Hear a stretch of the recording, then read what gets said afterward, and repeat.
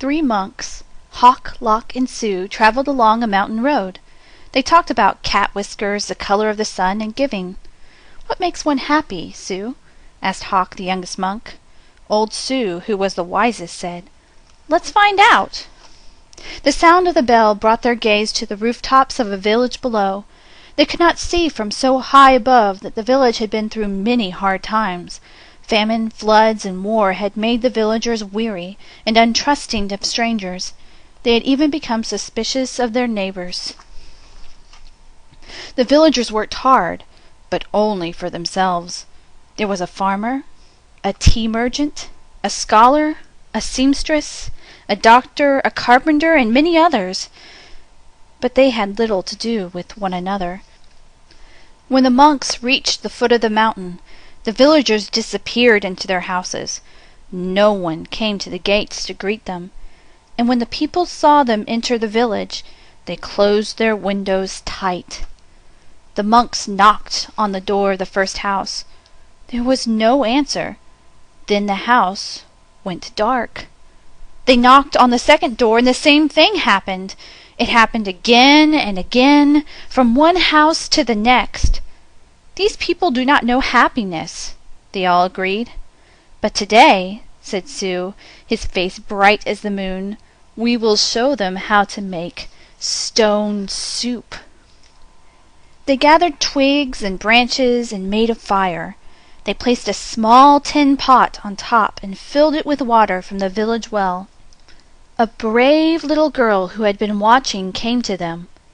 "What are you doing?" she asked. "We are gathering twigs," said Lock. "We are making a fire," said Hawk. "We are making stone soup, and we need 3 round smooth stones," said Sue. The little girl helped the monks look around the courtyard until they had found just the right ones. Then they put them in the water to cook. "These stones will make excellent soup," said Sue. "But this very small pot won't make much, I'm afraid." "My mother has a bigger pot," said the girl. The little girl ran home.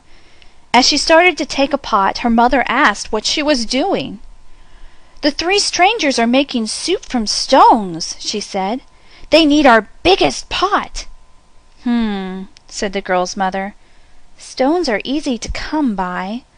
I'd like to learn how to do that." The monks poked the coals. As smoke drifted up, the neighbors peered out from their windows. The fire in the large pot in the middle of the village was a true curiosity. One by one, the people of the village came out to see just what this stone soup was. "Of course, old-style stone soup should be well seasoned with salt and pepper," said Hawk. "That is true," said Lock, as he stirred the giant pot filled with water and stones. "But we have none." "I have some salt and pepper," said the scholar, his eyes big with curiosity. He disappeared and came back with salt and pepper and even a few other spices. Sue took a taste. "The last time we had soup stones of this size and color, carrots made the broth very sweet." "Carrots?" said a woman from the back. "I may have a few carrots, but just a few." And off she ran. She returned with as many carrots as she could carry and dropped them in the pot. "Do you think it would be better with onions?" asked Hawk.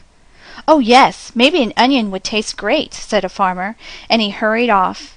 He returned in a moment with 5 big onions, and he dropped them into the bubbling soup. "Now that's a fine soup," he said. The villagers all nodded their heads, as the smell was very agreeable. "But if only we had some mushrooms," said Sue, rubbing his chin. Several villagers licked their lips. A few dashed away and returned with fresh mushrooms, noodles, pea pods, and cabbage. Something magical began to happen among the villagers. As each person opened their heart to give, the next person gave even more, and as this happened, the soup grew richer and smelled more delicious. "I imagine the emperor would suggest we add dumplings," said one villager. "And bean curd," said another. "And what about cloud ear and mung beans and yams?" cried some others. "And taro root and winter melon and baby corn!" cried other villagers. "Garlic, ginger root, soy sauce, lily buds!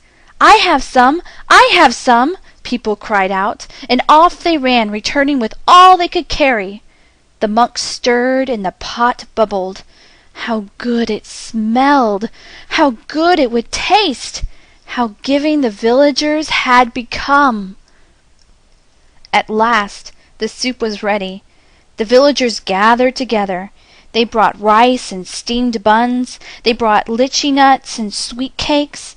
They brought tea to drink, and they lit lanterns. Every one sat down to eat. They had not been together for a feast like this for as long as anyone could remember. After the banquet, they told stories, sang songs, and celebrated long into the night. Then they unlocked their doors and took the monks into their homes and gave them very comfortable places to sleep. In the gentle spring morning, everyone gathered together near the willows to say farewell. "Thank you for having us as your guests," said the monks. "You have been most generous." "Thank you," said the villagers. "With the gifts you have given, we will always have plenty. You have shown us that sharing makes us all richer." "And to think," said the monks, "to be happy is as simple as making stone soup."